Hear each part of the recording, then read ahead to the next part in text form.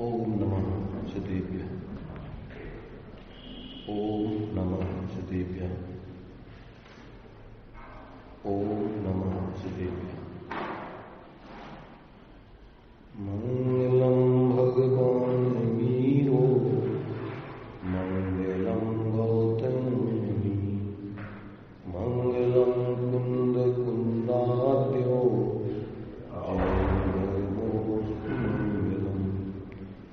सर्वमंगल मांगल्यम सर्वकल्याणकारकम प्रधानम सर्वधर्माणां जैनं जयतु शासनं जैनं जयतु शासनं वंदितु सर्वसिद्धि तुर्मचल मनोवंगलिं पत्ये मोक्षामि समय पावड मिणमोषुध केवली गणितम् नमः समय साराय स्वानुभूत्या च कास्ते चित्सुभावाय भावाय सर्वभावान्तराय।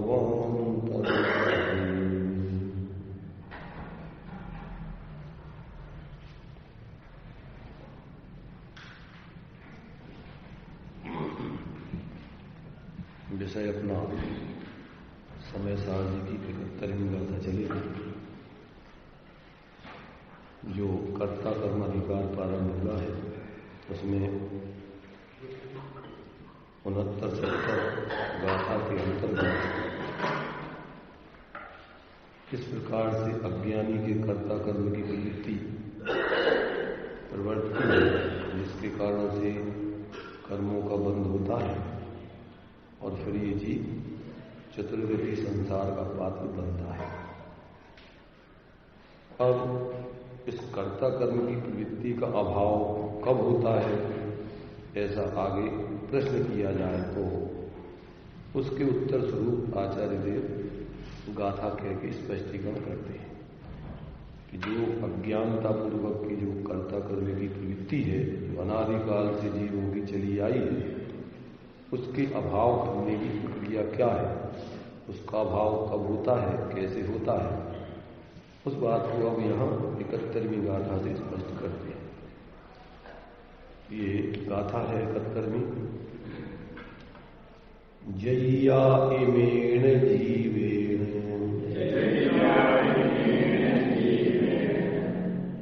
अपनो आसवाणया तहैव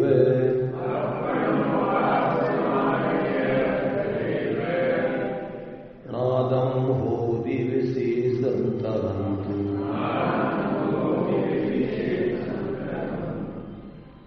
तय्याणां बन्धोऽसु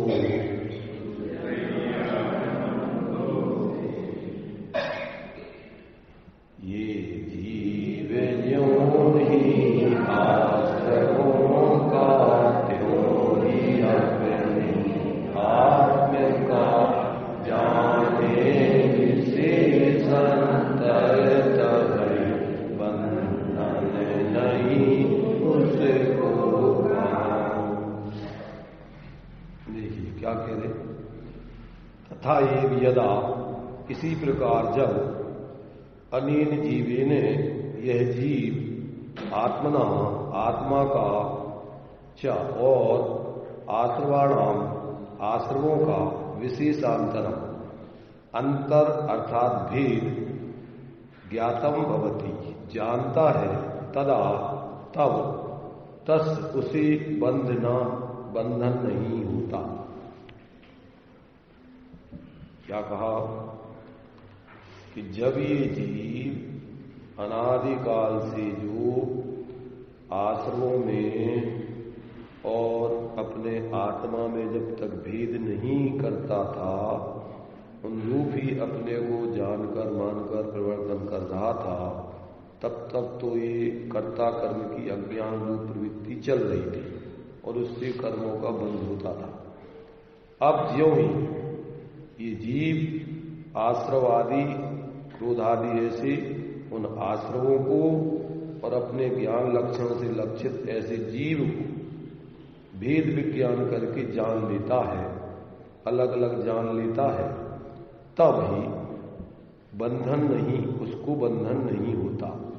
माने जैसे ही वो अपने ज्ञान स्वरूप आत्मा को आश्रमों से भिन्न जानता है, उसी समय से इसके बंधन का अभाव होता है। ऐसा यहां पर ये आचार्य ने स्पष्ट किया। अब उसी बात को देखिए टीका आदि में स्पष्ट करते हैं। इस जगत में वस्तु है वह अपने स्वभाव मात्र ही है, और स्व का भवन होना वह स्वभाव है, अर्थात अपना जो होना परिणमना स्वभाव है। इसलिए निश्चय से जीव ज्ञान का होना परिणमना सु आत्मा है, और क्रोधादि का होना परिणमना सु क्रोधादि है। तथा ज्ञान का जो होना परिणमना है, सु क्रोधादि का भी होना परिणमना नहीं है, क्योंकि ज्ञान के होते परिणमने के समय जैसे ज्ञान होता हुआ मालूम पड़ता है, उसी प्रकार क्रोधादि भी होते हुए मालूम नहीं पड़ते। और क्रोधादि का जो होना परिणमना वह ज्ञान का भी होना परिणमना नहीं है, क्योंकि क्रोधादि के होने के अर्थात परिणमने के समय जैसे क्रोधादि होते हुए मालूम पड़ते हैं, वैसे ज्ञान भी होता हुआ मालूम नहीं पड़ता। इस प्रकार क्रोधादि और आत्मा के निश्चय से एक वस्तुत्वपना नहीं है। इस प्रकार आत्मा और आश्रवों का विशेष अंतर देखने से जब यह आत्मा का उनका भेद भिन्नता जानता है, क्या जानता है? जब अपने आत्मा की और आश्रव आदि की भिन्नता को जानता है, तब इस आत्मा के अनादि होने पर भी अज्ञान से उत्पन्न हुई ऐसी पर में जो कर्ता कर्म की प्रवृत्ति उससे निर्वृत्त होता है। उसकी निवृत्ति होने पर अज्ञान के निमित्त से होता हुआ पौद्गलिक द्रव्य कर्म का बंध भी निवृत्त होता है। ऐसा होने पर ज्ञान मात्र से ही बंध का निरोध सिद्ध होता है। क्या कहा? यहां कहते हैं जगत में जितनी वस्तुएं हैं वे अपने स्वभाव मात्र ही रहती हैं, और स्व का भवन, स्व का होना वह स्वभाव है, अर्थात अपना जो होना परिणमना तो स्वभाव है। इसलिए निश्चय से ज्ञान का होना परिणमना सो आत्मा है, और क्रोधादि का होना परिणमना सो क्रोधादि है। क्या कह रहे? जब जीव क्रोधादि रूप परिवर्तन करता है तो जैसा जानने रूप परिणमन होने पर अपने लिए अनुभव होता है, वैसा क्रोधादि परिणमित होने पर वैसा अनुभव नहीं होता है। जब क्रोधादि रूप परिणमित होता है तो फिर उस समय जैसे जानने रूप परिणमित होने पर अनुभव होता है, वैसा परिणमन नहीं होता है। तो ऐसा ये दो का जब तक जीव को भेद विज्ञान नहीं होता है, तब तक उसके अज्ञान रूप प्रवृत्ति, क्रोधादि में एकत्वपने रूप प्रवृत्ति चलती रहती है। तब तक ये जीव अज्ञानी रहता है और क्रोधादि में प्रवृत्ति करते हुए कर्मों का बंध करता है, और ये चतुर्गति का पात्र बना रहता है। तो ऐसा जो है यहां पर अपने लिए जब तक ये जीव को शरीर आदि परद्रव्य तो भिन्न है ही, परंतु अंतरंग में जो होने वाले आत्मा में क्रोधादि भाव है, वो भी वास्तव में आत्मा नहीं है, क्योंकि आत्मा का लक्षण ज्ञान है और आश्रव का लक्षण क्रोध आदि है। तो जब ये अपने ज्ञान स्वरूप परिणमित नहीं होकर के और क्रोधादि रूप अनुभव करता है, देखो इस संबंध में इसी ग्रंथ में आगे 668 पेज पर ये अज्ञान चेतना और ज्ञान चेतना का थोड़ा खुलासा किया है। उसको भी अपन देख लें तो अपन को इसका भ्रम अपन को दूर होगा।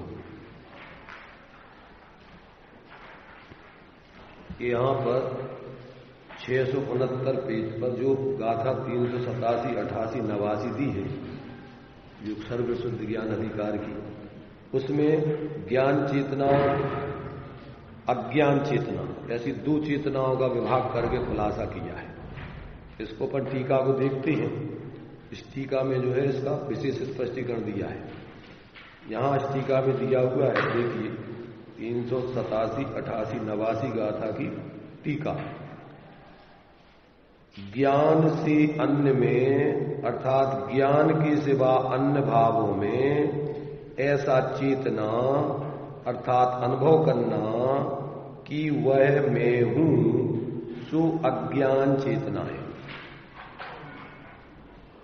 क्या कहा? अज्ञान चेतना किसे कहना?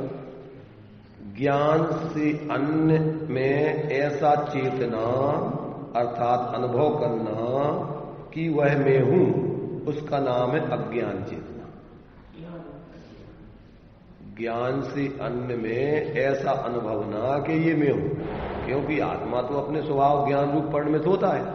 अब ज्ञान रूप परिणमित अपने को अनुभव ना करके अन्य रूप अनुभव करे, उसी का नाम अज्ञान चेतना है। अब उस अज्ञान चेतना की दो प्रकार है। देखो इसमें वह अज्ञान चेतना दो प्रकार की है, कर्म चेतना और कर्म फल चेतना। अब इसमें देखना, गहराई से विचार करना है इसमें। अब कर्म चेतना और कर्म फल चेतना का खुलासा, उसमें ज्ञान से अन्य में अर्थात ज्ञान के सिवा अन्य भावों में ऐसा चेतना कि इसको मैं करता हूं। कैसा चेतना? ज्ञान की, आत्मा तो ज्ञान स्वरूप है तो ज्ञान ही करता है, ज्ञान के अलावा कुछ कर नहीं सकता, किया नहीं उसने। परंतु वो ज्ञान के अलावा जो कुछ भी अपने अंदर ऐसा अनुभव कर रहा है कि मैं कुछ कर रहा हूं, मैं क्या कर रहा हूं, जो भी कर रहा हूं, क्या कर रहा हूं, मैं चल रहा हूं, मैं भोजन कर रहा हूं, मैं मकान कर रहा हूं, जो कुछ भी जितने भी काम बाहर में भी सब ऐसा उसको अनुभव होता है जैसे मैं ये कर रहा हूं। इसका नाम अज्ञान चेतना है। कर तो रहा है ज्ञान और मानता है उन कार्यों का कर्ता अपने। आत्मा चूंकि चेतन ज्ञान स्वरूप है तो ज्ञान के अलावा तो कुछ कर नहीं सकता है, परंतु ये क्या मानता है कि जैसे मैं ज्ञान के अलावा यहां तक अपन को मैं क्रोध, मान, माया, लोभ आदि, ये चूंकि जैसे वो दृष्टांत दिया था ना कि अगर बल्ब के ऊपर डांक न लगाया जाए हरा, पीला, नीला, तो क्या वो प्रकाश हरा, नीला, पीला रूप परिणमित हो सकता है? तो ऐसे ही जो क्रोधादिक भाव है तो ये तो मोह कर्म के उदय के भाव है। ये जीव का भाव तो उसमें जानना है। अब उसमें भेद विज्ञान नहीं करता है। कर्म और नो कर्म में जब तक इसको ऐसी भ्रांति बनी रहती है कि ये मैं हूं, ये हमारे हैं, ये हमारे थे, हम इनके थे, हम इनके होंगे, ये हमारे होंगे, तीनों काल में, तब तक ये उसकी अज्ञान चेतना चलती रहती है। माने ज्ञान के अलावा ये अन्य रूप तो कभी होता नहीं। जैसे अपन उस प्रकाश को देखें बल्ब के, कि वो प्रकाश के अलावा तो कुछ कर नहीं सकता है, क्योंकि उसका स्वभाव प्रकाश रूप, बल्ब का स्वभाव जैसे प्रकाश रूप परिणमित होना है। तो और जो कुछ भी जैसे उस दाग से उसके हरे, नीले, पीलेपन, तो ऐसा जो पर कर्म के उदय में जुड़कर जो भाव हो रहे हैं, ये भाव तो कर्मकृत भाव है। और जो शरीर आदिक हैं, ये भी वास्तव में तो क्या है, पौद्गलिक परिणमन है। ये तो जीव रूप तो है नहीं, जीवन का कर्ता धर्ता तो है नहीं। तो अब ये जो है जीव को जब ये शरीर आदि रूप अपने को जानता मानता है, इसका कर्ता मानता है, इसका भोक्ता मानता है, ये अज्ञान भाव है इसका। ना तो वो हरे, पीले, नीले को कर सकता है, कर सकता है वो प्रकाश क्या, उसमें है कोई सामर्थ्य नहीं है। क्या शरीर को कर सकता है? नहीं कर सकता। क्यों? कि उसका स्वरूप चेतन है, जानना देखना है, अचेतन रूप कैसे परिणम करे। तो अब ये इसको जो कर्म फल चेतना जो है, जो कर्म के उदय में जो कुछ भी संयोग और संयोगी भाव हो रहे हैं, ये तो कर्म का फल है, ये तो कर्म का कार्य है, ये तो आत्मा का कार्य तो जानना है। अब इसमें जब तक इसको भेद विज्ञान नहीं होता है, जब तक ये इस क्रोधादिक विकारी परिणामों को कर्ता बनता है, और जब ये नो कर्म शरीर आदि परद्रव्यों का कर्ता बनता है, इसी का नाम अज्ञान है, इसी का नाम मिथ्यात्व है। क्या कर सकता है बताइए? एक द्रव्य दूसरे द्रव्य, अब या तो मिथ्यात्व अज्ञान के भाव कर सकता है, मोह राग देश आदि के मिथ्या भाव कर सकता है, और या भेद विज्ञान करके ज्ञान स्वरूप शांत निराकुल रह सकता है, वो उसका स्वभाव है। तो जब तक ये भेद विज्ञान करके अपने इस प्रकार से ज्ञाता स्वभाव रूप नहीं रहता, और जब तक अन्य कोई भी भाव करता हुआ मानता है कि हम कर रहे, तब तक ये इसकी अज्ञान चेतना का मिथ्यात्व, चाहे वो साधु बन जाए और चाहे श्रावक रहे, चाहे कुछ भी करे, जब तक उसके मिथ्यात्व का नाश नहीं होता। क्यों? कि आत्मा तो चेतन स्वरूप है, ज्ञान स्वरूप है, ज्ञान के अलावा वो क्या कर सकता है? अपन विचार करो, शक्कर है तो शक्कर मीठीपन के अलावा क्या कर सकती है?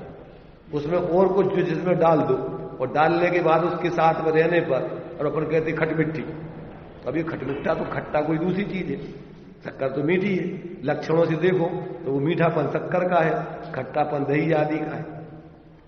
ऐसा जब तक जीव को ऐसा भेद विज्ञान अपने इस क्रोधादिक कर्मकृत भावों में, शरीरादिक नो कर्म आदि में, जब तक इसको भेद विज्ञान होकर और अपना ज्ञान स्वरूप अपना संचेतन नहीं करता, तब तक इसके मिथ्यात्व का ज्ञान का नाश नहीं होता। सीधा साधा कार्यक्रम है। तो इसमें अज्ञान चेतना दो प्रकार, पहले तो मूल में दो चेतना है, एक ज्ञान चेतना, एक अज्ञान चेतना। अब अज्ञान चेतना के दो है, एक कर्म चेतना, एक कर्म फल चेतना। तो अब कर्म चेतना में क्या चेतता है, वो क्या अनुभव करता है कि ज्ञान से अन्य में, अन्य ज्ञान के सिवा अन्य भावों में ऐसा चेतना अनुभवना, इसको मैं करता हूं, वह कर्म चेतना है। और ज्ञान से अन्य में ऐसा चेतना किसे मैं भोगता हूं, वह कर्म फल चेतना है। इस प्रकार अज्ञान चेतना दो प्रकार से जानना, वह समस्त अज्ञान चेतना संसार का बीज है। संसार क्या है? ये अज्ञान चेतना रूप परिणमन ही संसार का बीज है। क्योंकि संसार के बीज जो 8 प्रकार के ज्ञानावरणादि कर्म, उनका बीज वह अज्ञान चेतना है। ऐसा निमित्त नैमित्तिक संबंध से क्या होता है कि जब ये अज्ञानता रूप अर्थात मोह राग द्वेष क्रोध आदि रूप परिणमित होता है, तो उससे कर्मों का आश्रय बंध होता है। तो उसका बीज वह अज्ञान चेतना है, अर्थात उससे कर्मों का बंध होता है। इसलिए मोक्षार्थी पुरुष को अज्ञान चेतना का प्रलय करने के लिए सकल कर्मों के संन्यास त्याग की भावना को तथा सकल कर्म के संन्यास की भावना को नचाकर स्वभावभूत ऐसी भगवती एक ज्ञान चेतना को ही सदा नचाना चाहिए। नचाना चाहिए माने नचाना, नचना, नाचना कैसे कहते हैं? उसी रूप में उसी रूप में घूमता रहे, उसका नाम नाचना। ऐसे अपने को ज्ञानाभ्यास करे, ज्ञानाभ्यास में जानने वाला हूं, विकल्प नहीं, ऐसा अंदर में अपने को ज्ञान का संचेतन करता रहे और ज्ञान के अलावा कोई संचेतन ना करे, उसका नाम है ज्ञान चेतना। और इससे मोह राग द्वेष आदि का अभाव होकर कर्मों का बंध रुक जाएगा, और इससे संसार का अभाव होकर ये जीव मात्र ज्ञान स्वरूप रहकर के ज्ञान शरीरी त्रिविध कर्मल वर्जित सिद्ध महानता तीहे निकल अमल परमात्म भोगे सर्व अनंता, अनंत काल तक फिर अपने ज्ञान आनंद को ही भोगता रहेगा। फिर इसके लिए ये क्रोधादिक विकारी परिणामों का अभाव हो जाएगा। अब ये जो है, ये टेक्निक जब तक जीव में नहीं आवे और वो जो कुछ भी करता रहे, वो सब कर्म करता है धर्म के नाम पर। ज्ञान स्वरूप संचेतन को छोड़ के, उस रूप परिणमन को छोड़ के, और अन्य जो कुछ भी, अब उसमें अपनी उसी ज्ञान स्वरूप आत्मा की श्रद्धा, ज्ञान और लीनता, तो उसमें वो चारित्र स्वाभाविक परिणमन भी समाहित हो जाता है ज्ञान चेतना में। जो अपने श्रद्धा ज्ञान चारित्र का अपने ज्ञान स्वरूप श्रद्धा करना, ज्ञान स्वरूप ही अपने को जानना और ज्ञान स्वरूप ही रहना चारित्र में, तो ये ज्ञान का परिणमन। इसमें देखो, अब इस ज्ञान के परिणमन को ही अभी 155 देखते हैं, 155 गाथा में उसका खुलासा किया है कि ज्ञान का ही संचेतन सम्यक दर्शन ज्ञान चारित्र है। इसी में 155 गाथा एक मिनट देखते हैं।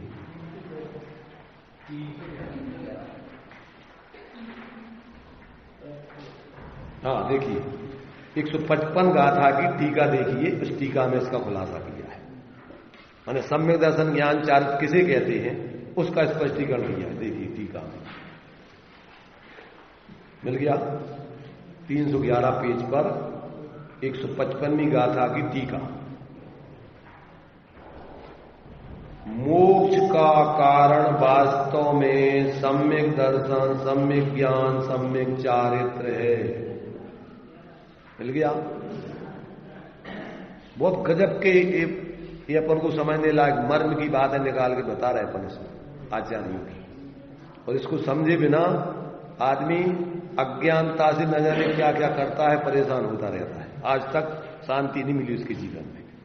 तो देखो, अब ये ज्ञान यानी सम्यक, उसी ज्ञान का संचेतन जो है तीनों प्रकार सम्यक दर्शन ज्ञान चारित्र की सिद्धि कर रही है। तो मोक्ष का कारण वास्तव में सम्यक दर्शन ज्ञान चारित्र है।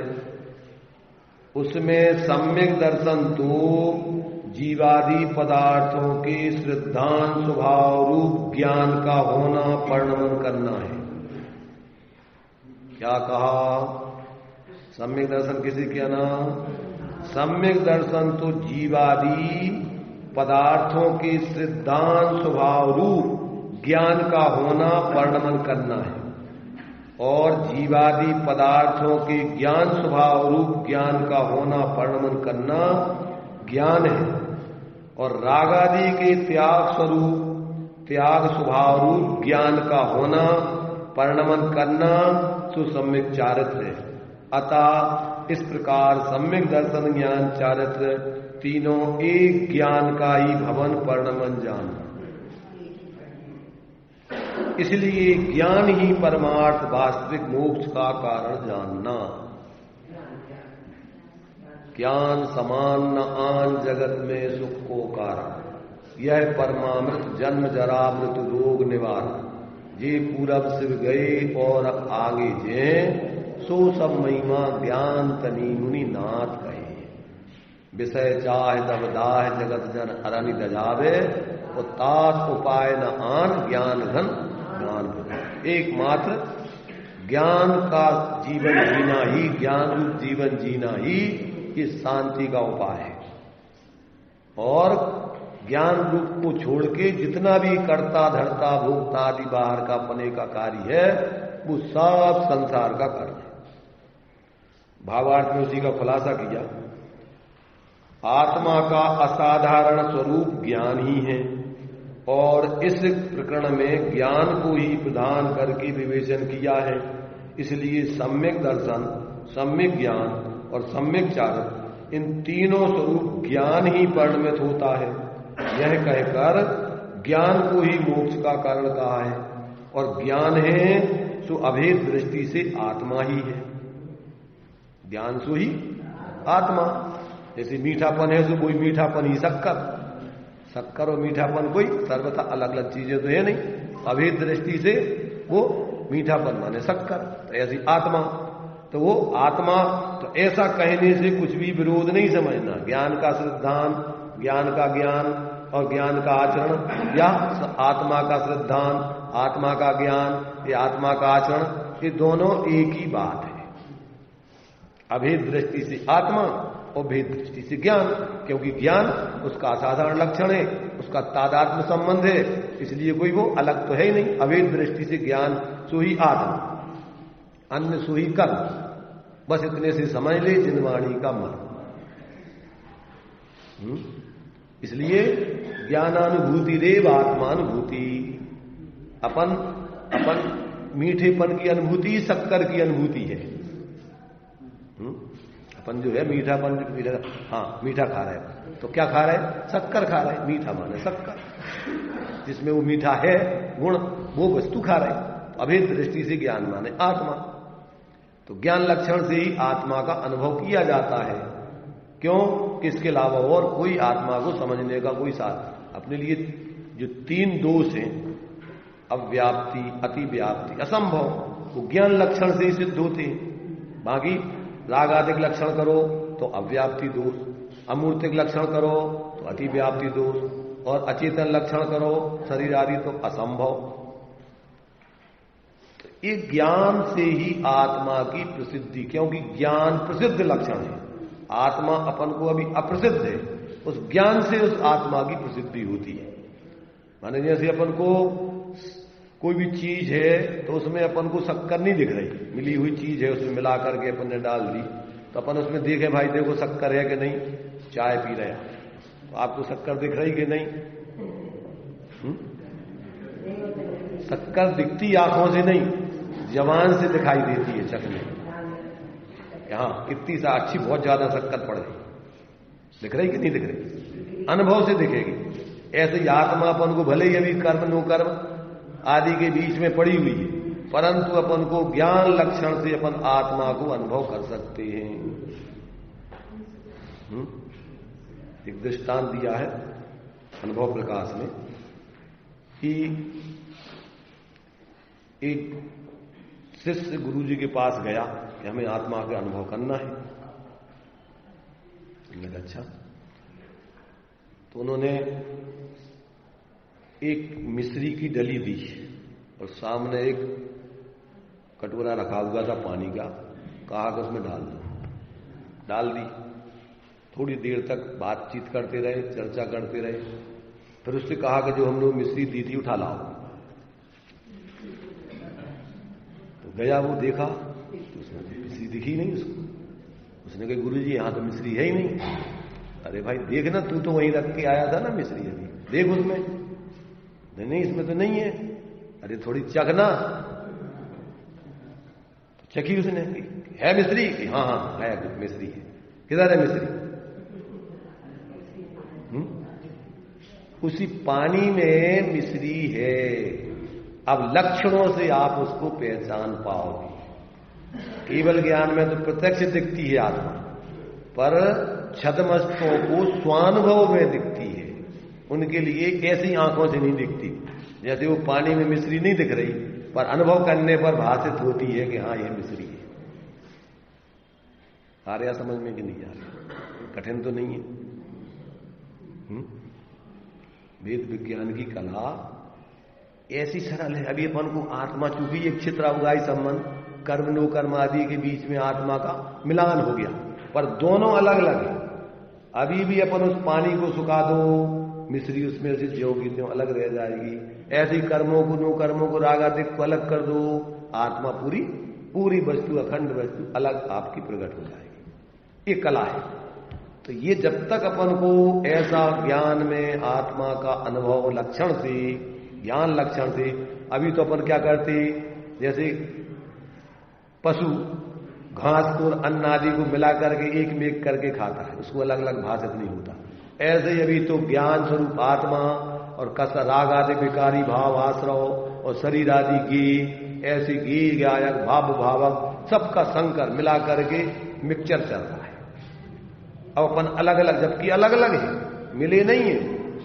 आत्मा अभी भी अलग है, आश्रवादी भाव अलग है, क्योंकि वो कर्मकृत भाव है। जैसे वो डाक का जो रंग है वो वास्तव में वो स्वल्प का रंग नहीं है, वो वल्प का प्रकाश नहीं है, वो तो उसके निमित्त से उसके साथ में ऊपर ऊपर भाषित हो रहा है।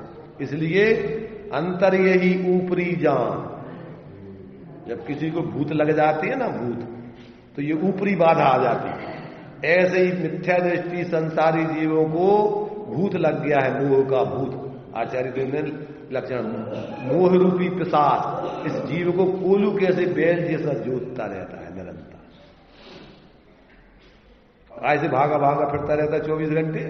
जैसे वो भूत उस व्यक्ति को शांति से नहीं बैठने देता, ऐसे ही जीव को ये मोह रूपी पिशाच शांति से नहीं बैठने देता।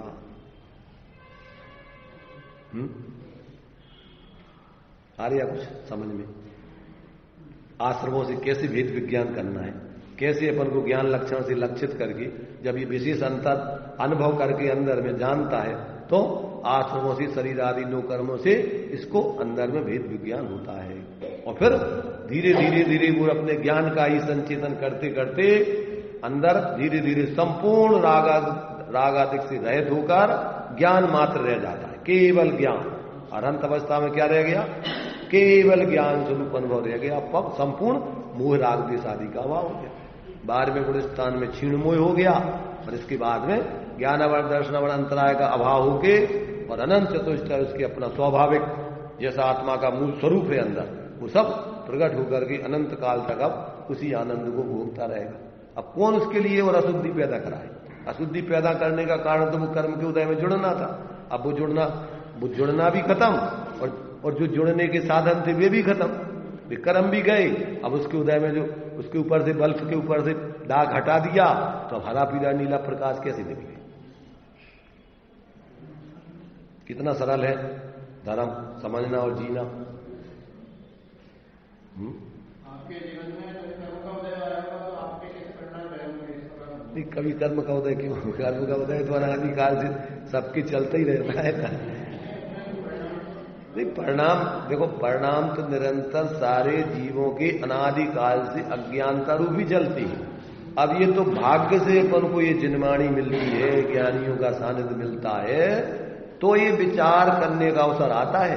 न तो ये विचार धर्म के नाम पर ही विचार कहां करते हैं? पर वेद विज्ञान का धर्म के नाम पर धमाल पट्टी में लगे रहते हैं और मानते रहते कि धर्म भरम में जानत न धर्म बखानत भरम और ठानत लड़ाई ठोर ठोर पक्षपात है। धर्म के नाम पर लड़ाई झगड़े के अलावा कुछ नहीं चलता। जब तक ये भगवान जनेन्द्र की वाणी का जिनवर कथित तत्वाभ्यास नहीं करेगा तब तक उसका मिथ्यात गल नहीं सकता, तब तक उसको आत्मज्ञान की प्रक्रिया प्राप्त हो नहीं सकती। इसलिए जब तक ताते जिनवर कथित तत्वाभ्यास माने अपने को अपने रूप अनुभव करना, शरीर आदि को पर जान के उससे भिन्न रहना, उसमें अपना अहंकार ममकार नहीं करना, राग आदि को आश्रय जान करके दुख का कारण जान के उनसे हटना और अपने स्वरूप से जुड़े रहना, उसमें लीनता करना। ये अभ्यास। तत्वाभ्यास माने अकेले पढ़ते रहना नहीं कि ये जीव का लक्षण ये है, आश्रय ये है, बंदी है, संवरी है, निर्जरा है, मोक्ष है और अपने रट की परीक्षा दे दो पास हो गए। अंदर में तुम्हारा जो जानना देखना स्वरूप से लक्षित जीव है वो मैं हूं। ये शरीर आदि सब अजीब हैं और ये कर्म के उदय में जुड़ने से आश्रय मोह कर क्रोधादिक भाव ये सब आश्रय भाव है, ये मोह का भाव है, ये अपना स्वभाव नहीं है। ऐसा जान के और अपने को निरंतर ज्ञान रूप संचेतन करना, ज्ञान अभ्यास करे मनमाई ताकि तो अपने को निरंतर ज्ञान रूप संचेतन करना।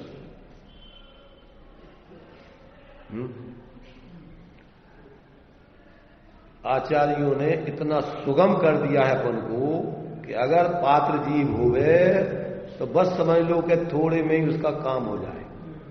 कितनी देर लगती? सिंह की पर्याय में महावीर स्वामी के जीव ने कितनी देर में समझा था। और फिर बस एक बार अंदर में अपने स्वरूप से जुड़ गया और फिर वो आनंद आ गया। तो जैसे एक बार करंट लग जाए तो फिर आदमी उसको भूल नहीं सकता है, पूरा शरीर सर्वांग से झंझना जाता है, वो एक अलौकिक आनंद आता है। काय का? करंट का कि आत्मा के स्वरूप की करंट का? वो भी एक अलग अनुभव है ना वो। तो ये जो है ये अपन को आचार्यों ने ये एक एक गाथा अपन को, अब देखो ये अपन को अपन यहां से जाते हैं और फिर मोह में लग जाते हैं।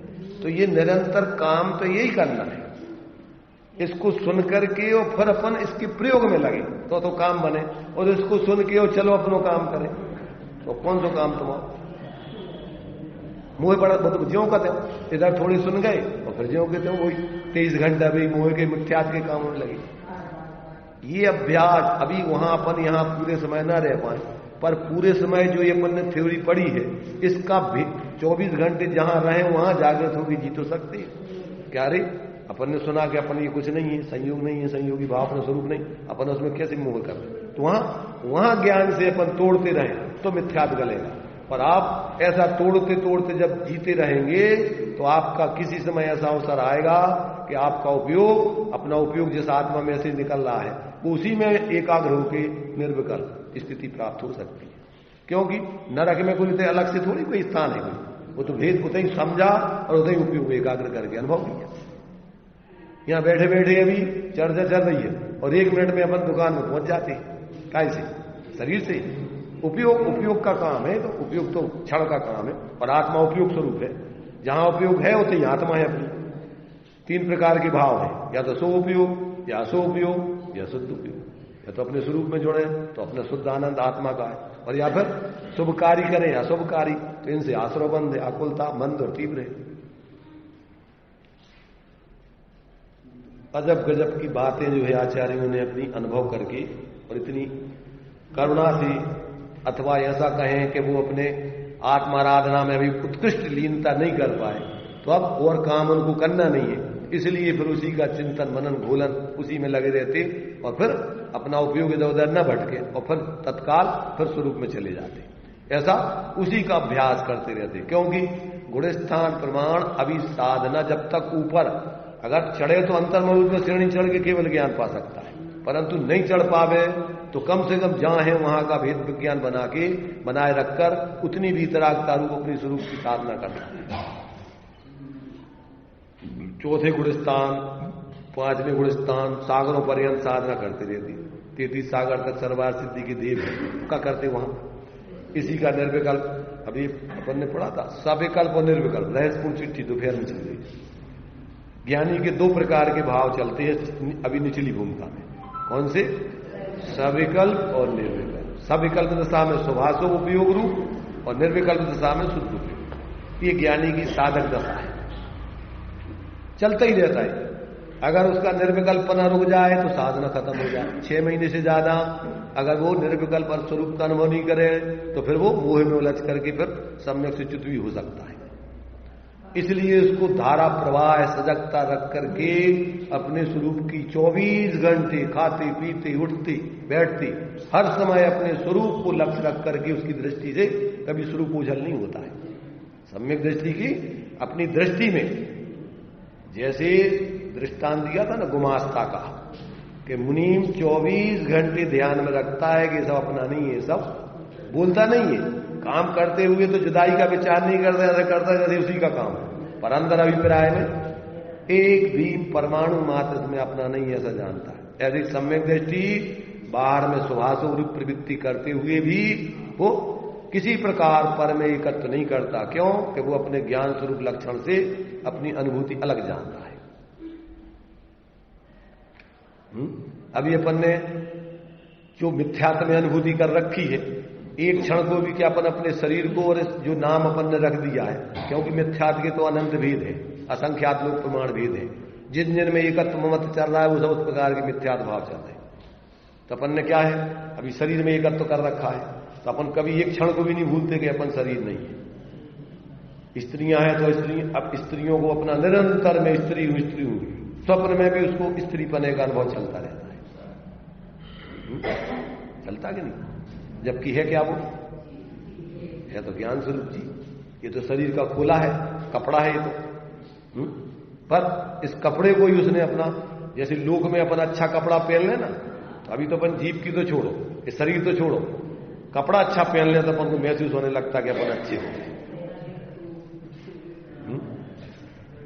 और ऊपर से बढ़िया कैसे काले कलूटे हो, बढ़िया उत्पाद करके अच्छे स्नो पाउडर वगैरह, ऐसा लगता है कि हम सुंदर हो गए, हो जाते सुंदर। ऊपर से अपन जो है स्नो पाउडर वगैरह लगा ले ब्यूटी पार्लर में घुस के, तो अच्छे सुंदर हो जाते कि नहीं हो जाते? क्यों है?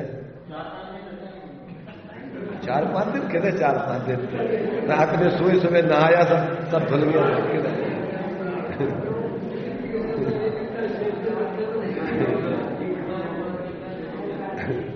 तो ये तो सब क्या है, मूर्ताएं जीव की कितनी कितनी मिथ्यात्व की अवस्था में पागलपन के काम करते ही रहता 24 घंटे। बाहर के संयुक्त थोड़े इकट्ठे हो गए तो हम बड़े, बाजार तकड़ा। एक कहावत कही जाती है, धन के 3 नाम, परसु परसा परसराम। धन के 3 नाम, परसु परसा परसराम। जब वो बिल्कुल गरीब था तो सब लोग कहते ए परसु का, ए परसु इधर आ, ए परसु। जैसे भी तुम्हारे यहां वो श्वेतांबर का लड़का घूमता रहेगा ना, वो क्या क्या है ना, बरदूगा। क्यों बरदू? और अगर वही उसके पास अब पैसे में से सब है, वो तो बुद्धि खराब है उसकी। और अगर बढ़िया जो है वो बुद्धि ठीक हो, कपड़े वपड़े, स्कूटर, गाड़ी घोड़ा हो तो, और क्या बोलेंगे उसको, बर्दी चंद जी, सेठ बर्दी चंद जी आ रहे। तो ये क्या है, वो व्यक्ति नहीं है, वो बाहर के संयोगों से अपन मूल्यांकन कर रहा है उसका। तो धन के 3 नाम, वही जब पैसा नहीं है तो परसू परसू सब कहते हैं, वो भी समझता अपन गरीब है। थोड़ा मध्यम क्वालिटी का हो गया तो फिर परसू से परसा बन गए, परस भाई। और फिर जब पैसे विशेष हो गए तो परशुराम जी आ रहे, पधार रहे। क्या है ये सब? ये सब मूर्ताएं हैं। ज्ञानी व्यक्ति किसी को बाहर के संयोगों से मूल्यांकन नहीं करता। मुनिराज हैं तो महाराज हैं, सच्चे अर्थों में महान हैं। क्यों? कि उनने अपनी यथार्थता को समझ लिया है, मूर्ताओं को छोड़ दिया है। बाहर की दृष्टि से तो कुछ नहीं है। एक फकीर से भी गए बीते हैं। फकीर के पास तो पुराने कपड़े में अपने कुछ होते ही है, उनके पास तो वो भी नहीं है। कैसे महान है वो? भावों के सम्यक पने से, भावों की ऊंचाई से। कीमत वस्तु की भावों से होती है। जब जीव के भाव ऊंचे हो जाते हैं, शुद्ध हो जाते हैं तो पूज्य है। और जब उसके भाव कसायमय होते हैं तो वो जीव निंदा के योग होता है, दुर्गति का पात्र बनता है, निरंतर दुखी रहता है। ऐसे मिथ्यात् कसाय आदि भाव रूप जीवन दुख रूप जीवन है। और अंदर से अपने स्वरूप के अवलंबन पूर्वक जीवन जो है वो आनंदमय है। तो ये जो है, ये अपन को आचार्य कह रहे हैं कि कब तक ये जीव की कर्ता कर्म की प्रवृत्ति चलती रहती है, इसका अभाव कब होता है? कब होता है? कि जब तुम चाहो तब होता है। टाइम के ऊपर तो निर्भर है नहीं है वो, कि टाइम के आधार पर इतने समय को हो जाएगा। ये तो तुम जब चाहो कहते तब हो जाएगा। जब तुमने वेद विज्ञान कर लिया, जब तुमने आश्रमों से अपने स्वरूप को अलग कर लिया, उसी समय तुम्हारे आश्रमों की प्रवृत्ति रुक जाएगी। इसलिए अब तुम सोचो कि भैया हम शिखर जी कब पहुंच जाएंगे, तो कब तो जैसे तुम चल जाओगे, हेलीकॉप्टर से पहुंचो तो वही घंटा 2 घंटा पहुंच जाओगे। और अगर तुम ऐसे ही चलते रहो, कैसे? ऐसी चाल, कौन सी चाल? मैंने जो मठर बैल की चाल है, घड़ियाल बैल की, कहीं फिर अड़ गए, फिर रुक गए, फिर चल गए, अथवा चले ही नहीं, बैठ के रह गए कहीं, तो कब पहुंच जाओगे? कब पहुंच जाओगे शिखर जी? और अगर उल्टा रास्ता रखे हो तो कब पहुंच जाओगे? तो अपन लोग कब सुखी हो जाएंगे? बताओ, पूछो आचार्य पूछो, तो भगवान हम कब सुखी होंगे? जब तुम चाहो। ये तुम्हारे ऊपर है, हमारे ऊपर थोड़ी है कब सुखी होंगे। तब हमको बताएं कि तुम्हारे ऊपर है कि जब तुम चाहो तब सुखी हो सकते हो, और तुम नहीं चाहो तुम्हें कोई सुखी नहीं कर सकता है। कौन करे सुखी? इसलिए यहां आचार्य देव कह रहे कि इस जगत में क्या है कि वस्तु है वह अपने स्वभाव मात्र ही है, और स्वा का भवन होना वह स्वभाव है, अर्थात अपना जो होना परिणमना जो स्वभाव है। इसलिए निश्चय से ज्ञान का होना, हम वही पुराण अपनी जो गाथा 71 चल रही उसी को पढ़ रहे हैं, 157 पेज पर टीका पढ़ रहे हैं। इसलिए निश्चय से ज्ञान का होना परिणमना सु आत्मा है, और क्रोधादि का होना परिणमना सु क्रोधादि है, तथा ज्ञान का जो होना परिणमना है सु क्रोधादि का भी होना परिणमना नहीं है। क्योंकि ज्ञान के होते परिणमने के समय जैसा ज्ञान होता है मालूम पड़ता है, उसी प्रकार क्रोधादि भी होते हुए मालूम नहीं पड़ते। और क्रोधादि का जो होना परिणमना है वह ज्ञान का होना परिणमना नहीं है, क्योंकि क्रोधादि के होने की यानी परिणमने के समय जैसे क्रोधादि होते हुए मालूम पड़ते हैं वैसे ज्ञान भी होता हुआ मालूम नहीं पड़ता। इस प्रकार क्रोधादि और आत्मा के निश्चय से एक वस्तुत्व नहीं है, एक वस्तुपना नहीं।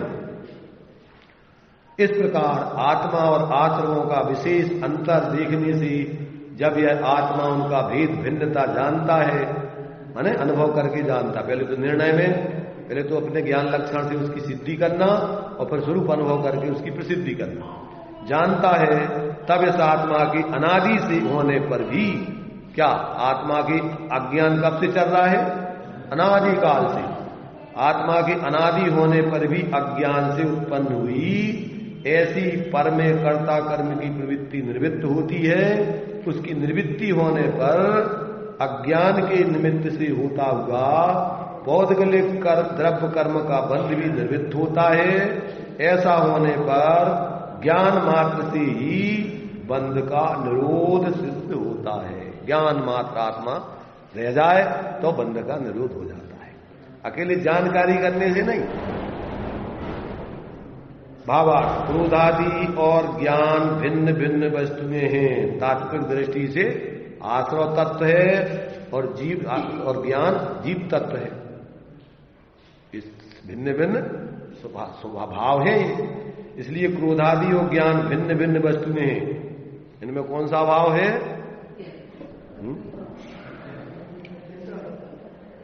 एक दृष्टि से अत्यंत अभाव। और अगर अपन उसको विकारी परिणामों को जब निश्चय से उस वस्तु के आधार से देखते हैं तो फिर अर्थात वो आत्मा का स्वभाव नहीं है।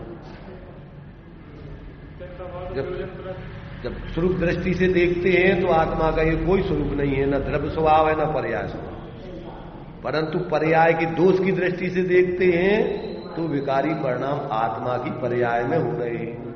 इसलिए वो क्या है? क्षणिक उसका जो है क्या है? क्षणिक उसके साथ आत्मा की पर्याय में क्या है? तादात्म्य संबंध होने से जीव तत्काल दुखी होता है पर्याय, और इसीलिए उनको त्याग करने का उपदेश है। अगर आश्रय भावों से आत्मा दुखी नहीं हो रहा है तो फिर छोड़ने का उपदेश काहे को देना? अगर वो सर्वथा भिन्न नहीं है, अगर उसकी पर्याय में भी रागाधिक आश्रय भाव नहीं हो रहे तो फिर, परंतु वो उसका स्वभाव नहीं है, पर के निमित्त से होने वाले भाव है। तो ऐसा यहां कहते हैं क्रोधादिक का ना, हाँ भिन्न भिन्न वस्तुएं हैं, ना तो ज्ञान में क्रोधादिक है और ना क्रोधादि में ज्ञान है। ऐसा उनका भेद ज्ञान हो तब उनका एकत्व रूप का अज्ञान नाश होता है। और ज्ञान टोडामल जी साहब ने लिखा मोक्ष मार्ग प्रकाशक जी में संवर तत्व की भूल में कि जहां ज्ञान है वहीं आश्रव क्रोधादि हो रहे हैं, इसलिए जीव को भेद विज्ञान नहीं हो पाता है। जो शरीर का अंग है वहीं पर तुम्हारे लिए फोड़ा आदि बीमारी है, तो ऐसा अलग नहीं लगता कि ये फोड़ा आदि बीमारी अलग है और ये शरीर अलग है, शरीर का स्वभाव अलग है, स्वास्थ्य अलग है। तो एकत्व रूप का अज्ञान नाश होता है, माने जब उसका ऐसा भेद विज्ञान होता है तब उनका एकत्व रूप का अज्ञान नाश होता है। और अज्ञान के नाश हो जाने से कर्म का बंध भी नहीं होता। इस प्रकार ज्ञान से ही बंध का निरोध होता है। कितना कठिन है अपन को तत्वों का स्वरूप समझ के अपना आत्महित का प्रयोजन साधना, वेद विज्ञान करना कितना सरल है। वेद विज्ञान के अलावा मोक्ष के मार्ग का कोई उपाय नहीं। जितने भी आज तक सिद्ध हुए हैं वो सब काय से होते हैं? वेद विज्ञान पूर्वक ही सिद्ध होते हैं। और जितने संसार में बंधे हैं वो अज्ञान भाव से, मोह भाव से, वेद विज्ञान के अभाव से उससे ही बंधे हुए हैं। तो जिनको सुखी होना है वे क्या करें? वेद विज्ञान करके मोह का अभाव करें। ज्ञान स्वरूप आत्मा की अनुभूति करके स्वरूप में लीन होकर इस मोह का अभाव करके सुखी हो। इसके अलावा और कोई दूसरा उपाय नहीं है। अब बाहर में तुम चाहे मुंह से अपना मानते रहो सबको, चाहे निर्वृत्ति लेकर के स्वरूप आराधना है तो तुम्हारा, तुम मानते रहो तो अभी तुम्हारा है नहीं, और नहीं मानो तो अभी तुम्हारा है नहीं। बाहर का कुछ भी तुम्हारा है नहीं। इसलिए धन समाज गजबाज राज तो काज न आवे, और ज्ञान आपको रूप भय फिर अचल रहावे, और ताज ज्ञान को कारण स्वपर विवेक बखानो, और कोटि उपाय बनाए भव्यता को रानो। कोटि उपाय बनाए, कोटि उपाय में कौन कौन से आ जाएंगे? कोटि उपाय में मर करके भी कहा चाहिए मत्वा कौतूहली से। अगर मरना माने शरीर का, अगर इस प्रयोग करने में तुम्हारा शरीर भी छूट जाए और वो कार्य सिद्ध हो जाए तो कहते हैं तो भी कर लेना, क्योंकि शरीर तो छूटा ही है, वो छूटना है। पर ये कार्य आज तक नहीं किया, इसलिए ये कार्य करने लायक है। जैसे बने तैसे इनके इन प्रकार है।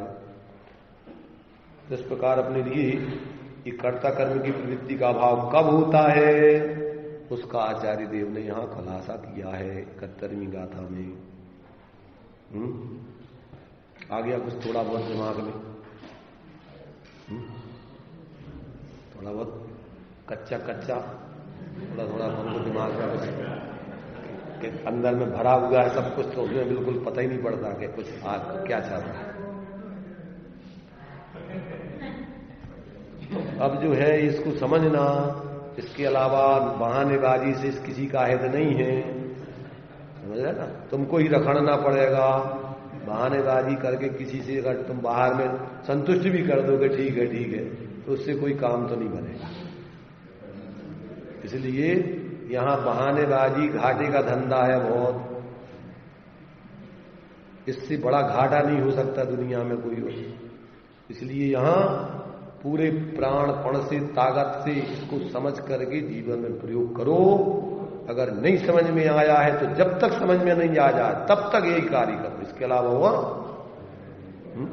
यही काम, इसके अलावा कोई दूसरा काम नहीं। क्या तू चेतन और देह अचेतन, यह जड़ तू ज्ञानी, मिले अनादि यतनते बिछड़े, ज्यों पय रूपानी, रूप तुम्हारा सबसो न्यारा, भेद ज्ञान करना, और जोलो पोर थके न तोलो, यही काम करना, इसके अलावा और कोई दूसरा काम नहीं। चलिए टाइम अपना भी हो गया है।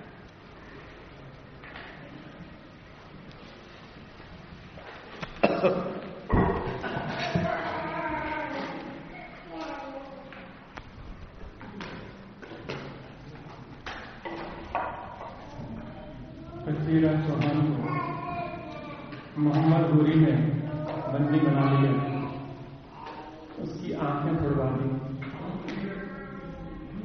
लेकिन वहां से कवित्व बोला गया 4 हाथ 24 गज अंगुल अष्ट प्रमाण का ऊपर सुल्तान है, मत चूको। वो नहीं चूका, लेकिन हम हर बार चूक रहे हैं।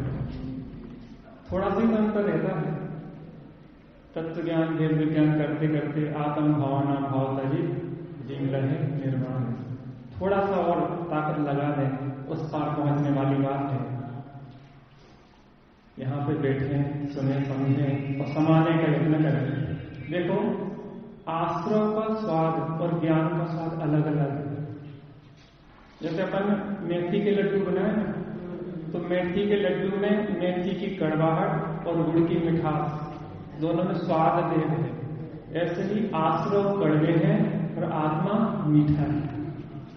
यहाँ कह रहे हैं कि जब तक हम आश्रयों का और आत्मा का स्वाद भेद नहीं जानेंगे, तब तक हम आश्रयों में प्रवृत्त होंगे और कर्मों का बंध करेंगे। और जब हम आश्रयों का और आत्मा का भिन्न भिन्न स्वाद ले लेंगे और स्वरूप में रहेंगे, तो कर्मों का आश्रय बंध नहीं होगा और हम मुक्त हो जाएंगे। इस काल में देरी करने लायक नहीं है। संसार के सब कार्य हमारे बिना चल सकते हैं, लेकिन आत्मानुभव बिना हमारा काम नहीं होगा। शीघ्र हम इस कर्ता कर्म की भ्रांति को मेटें और सुखी हों, ऐसी